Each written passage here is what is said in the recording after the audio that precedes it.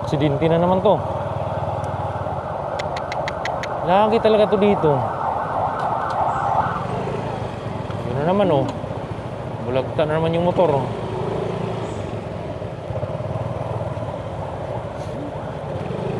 Ayan oh.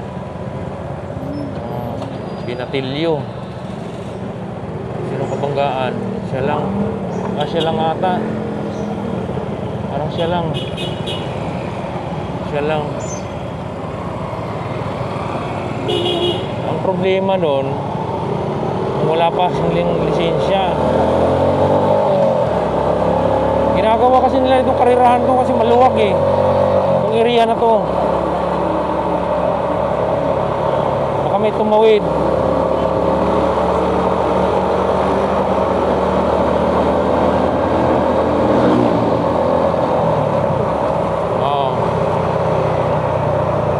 Mula rito hanggang doon harurot yan kasi pagdating doon sa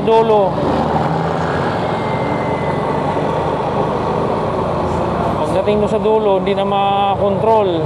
Ayan.